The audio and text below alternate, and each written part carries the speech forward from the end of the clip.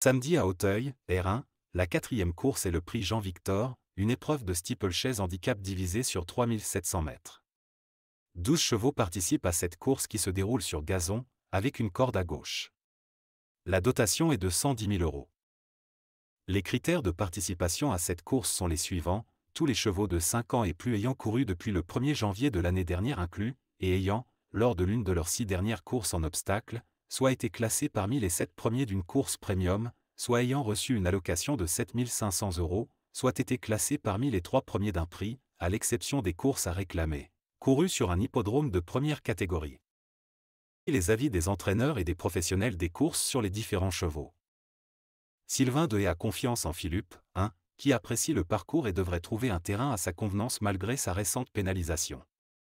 Le lot s'est également creusé, ce qui est favorable.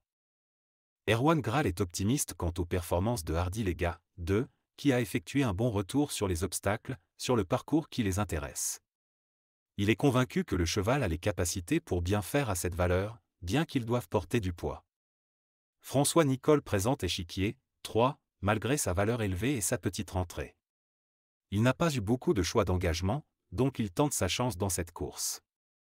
Noël Georges est confiant en Champagne Mistry, 4, qui a bien couru récemment dans un groupe 3 à Compiègne. Sa valeur a été revue à la hausse, mais il est resté en forme et le jockey ne voit aucune raison pour qu'il ne réponde pas présent dans cette épreuve. La monte patiente pourrait être favorable à sa fin de course. Jérôme Delaunay estime que Batam du Bocage, 5, a des excuses à faire valoir pour ses dernières performances. Malade lors du prix du Président, elle n'avait pas suffisamment de travail lors de sa dernière course. Il conseille d'oublier ses 2 dernières sorties et pense qu'elle mérite un rachat. Elle a bien travaillé et semble en très bonne forme. Malgré le raccourcissement de la distance, il est convaincu qu'elle a sa place à l'arrivée.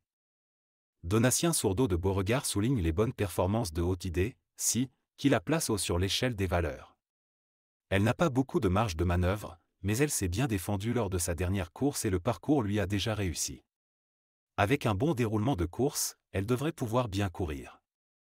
Selon le reporter, Toscana du Berlay, 7, est en bonne forme après son succès autoritaire à Compiègne.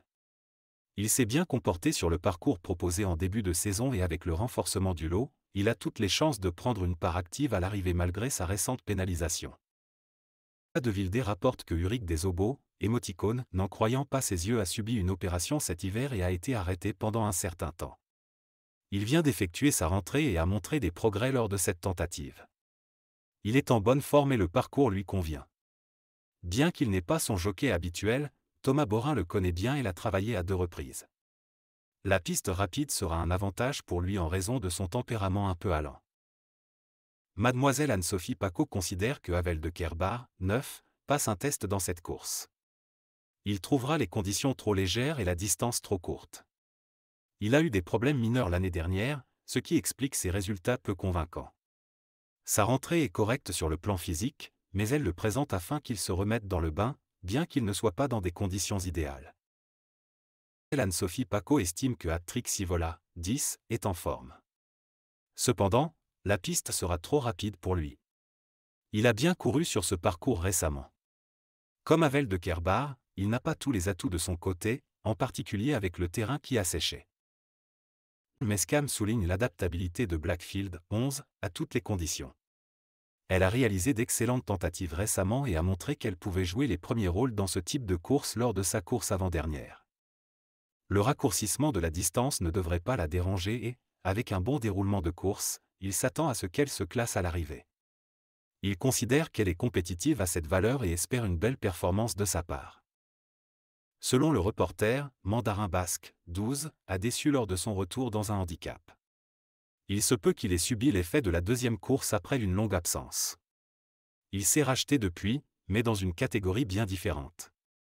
Il semble plus à l'aise sur des pistes rapides, ce qui devrait être le cas samedi, mais il n'a aucune bonne référence à Auteuil. Quintet du samedi 3 juin.